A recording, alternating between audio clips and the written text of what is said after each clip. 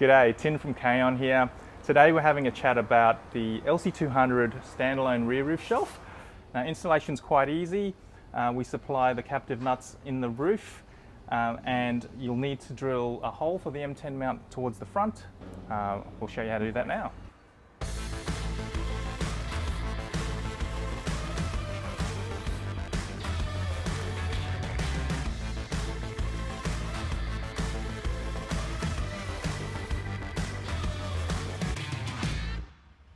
We have the panel removed here to show you how this small side panel works.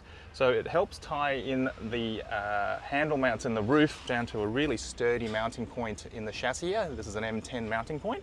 And what that does, it helps reduce the vertical movement of those mounts in the roof and helps share some of that load back down to the chassis. We've covered how to remove the handles and install the M6 captive nuts in another video, which we'll put right here. Okay, we're inside the back of the 200 series, and the handles here at the back, they're actually clipped in. They're a little bit tricky to remove, so I'll show you how I do it. So there's these two covers here, and you see these little tiny notches here. It's enough for you to get a little flat blade screwdriver in there. And what you want to do is you want to push it in, and with a bit of friction, pull it back out, pull the screwdriver out this way and upwards. You can see, and you'll unclip, and you should be able to pry it out gently, and there you go. So you can see that there's little retainers in there, so that's what we're trying to do. We're trying to pry that up and out. So do that on both sides, and then there's a little metal clip in here. Just squeeze that and it actually comes out. So what I'll do is I'll go ahead and do the other side as well. Actually, I'll show you. So squeeze this clip and it just comes out like that. Okay, and what you'll find is behind here there is a rectangular opening. A bit hard to see on this black car. There's a rectangular opening there, and what we're going to do, we're going to put a nut behind there with a special retainer. So I'll go ahead and remove the other side as well, and I'll show you how to put these nuts in the back.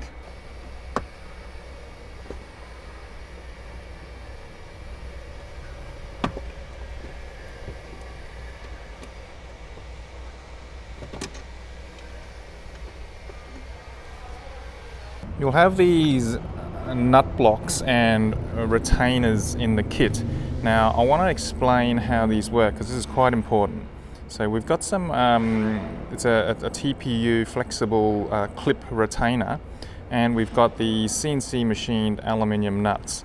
Now if you remember, in the vehicle we've got a slot that looks about that size. So we put that nut in, we turn it 90 degrees, pull it back out, and the edge of the sheet metal will actually sit on that ledge there, and this will clamp onto the sheet metal in the roof. Now to hold this in place, we've come up with this. Okay, so what happens is that actually clips over the top of that, line up the hole, and if you have a look at that, it's actually got a little return on the back, and it's designed to fit snugly in that slot, in this slot here, and it pushes on that and holds that nut in place, so you can actually use that to attach the shelf brackets to. Now the way we install that, and I'll show you it outside of the vehicle, is we use a long M6 bolt to do this. So to set it up, what you need to do, you'll be supplied a long M6 bolt. Slide the retainer on first, put a nut block on, wind it on so the thread comes out the back, and then what we'll do, we'll go to the vehicle, we'll insert it this way through the rectangular opening in the roof, we'll turn it 90 degrees, and then holding onto the M6 bolt, what we can do is we can actually, whoops, it's a bit fiddly, what we can do, we can actually push one side of the clip in, and you'll be able to bend it and clip one side in like that, and then push the other side in like that, and you should feel it click in, and it should fit in there nice and snugly.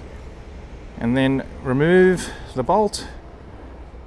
Once the bolt's removed, you'll have this retained up in the roof of the vehicle.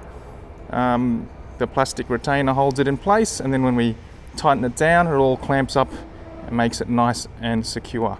So I just wanted to show you that outside of the vehicle, and then we'll go and do it in the vehicle. Okay, I've got a little bit more light in here now, and the handles have been removed, and you can see there's a little rectangular opening in there. So this is the difficulty with the 200 series. There's actually no captive nuts in the roof there. So what we have to do is we have to put some there so we can attach the brackets to them. Now what we need to do is, if you've got some of this this trim here, you need to make sure you push it back so there's about a 2mm lip all the way around. That way our retainer can sit in place. This is not too bad. That should be fine, and this side is fine. You can see there's enough all the way around. Once you've done that, I'll show you how to put this retainer in. Okay, this is the opening where the handle came out. So you can see that rectangular opening there and the sheet metal in the roof. We're going to clamp onto that. So we need to put this nut block behind there. So grab the long M6 bolt that you'll use to install these nuts. And I'll show you how these are supposed to sit, because it's really important before we put the retainer on, just for clarity. So these will go in quite easily, sideways. And what we want to do is we want to actually turn it 90 degrees so that, it's a bit fiddly here, that it sits like that. Can you see how that ledge that's been machined into it fits perfectly into the slot there? And so once we clamp, it'll clamp onto there perfectly, and that ledge will key into the slot there in the roof. Okay, so it's important that it's sitting properly. That is incorrect. It needs to be like this. Okay, so that's without the retainer in place. And then what we have is we have this retainer right there. We're going to slip over the top, and will keep that nut in place. So I'll show you how to install this. It's a bit fiddly, but it's not too hard, and we can check that the position's right by making sure all the holes and so forth align up. So I'll take that out.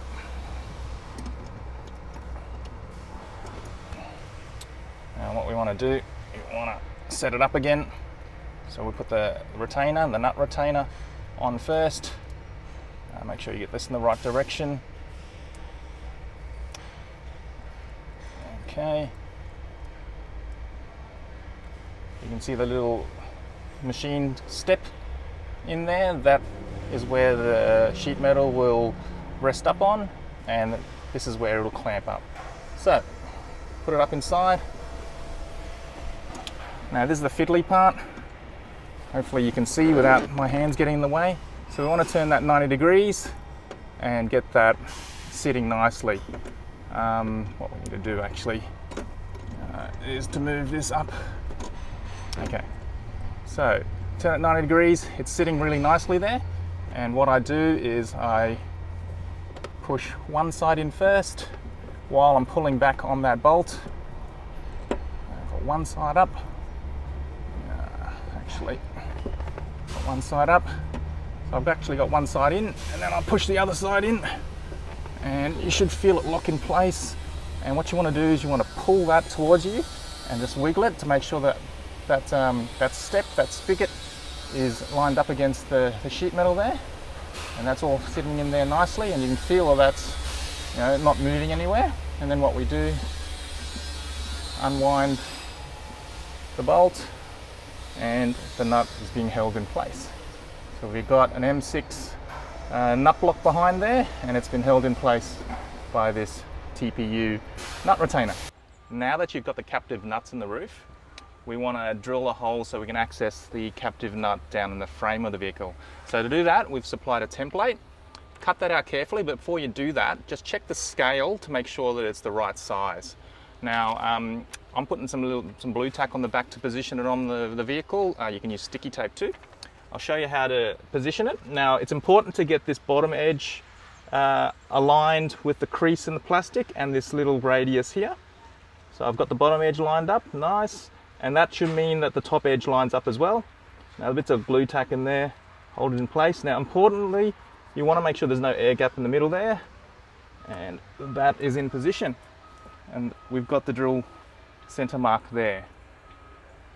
Once you have the template in place, we need to drill a hole in the plastic so that this 20mm spacer can pass through, and that allows us to bolt up to the chassis. So grab your 22mm hole saw, place it on the center mark, and drill your hole.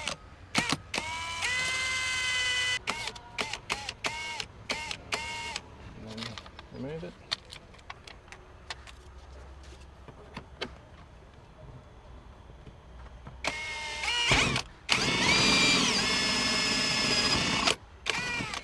Now that we've got the holes drilled, time to install the side panel.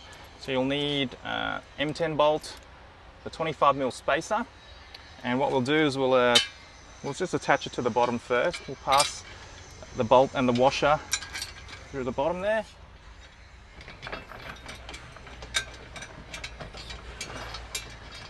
Just loosely hand tight there, give it a bit of wiggle room. We'll grab our shelf bracket and we just sandwich it over the top and carefully align it with the holes in the roof. You don't want to push those captive nuts out of the retainers. Yep, I can feel that one going in, and the other one as well. So that's why you want to leave the bottom bolt loose so you can adjust it, and that one's in as well.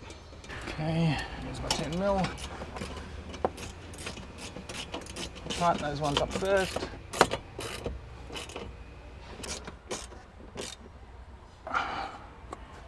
Grab your 16mm socket. Tighten the bottom there.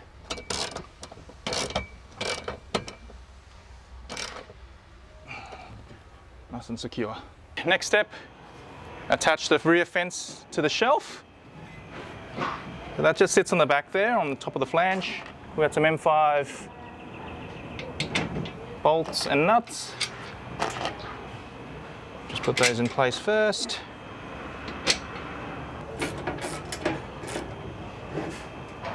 Now we've got both the side panels and the shelf brackets up. Time to install the actual shelf itself. Now you might want to ask a buddy to do this. I've done this many times by myself, so it's not too bad. So use the M6 bolts and nuts to get this up there.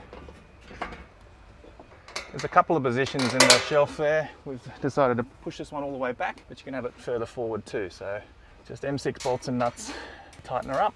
So that's the standalone rear roof shelf for the LC200 with the side panels. Those side panels are quite useful too. You can actually mount your molly pouches on there, or we've got the holes there to mount quick fists and so forth. So you could put torches or axes on there. And the other thing you could potentially do is mount a small fire extinguisher. Nice and accessible right there. Looks good on the black, doesn't it? So standalone rear roof shelf, maximises your storage in the back there. Really handy and popular product.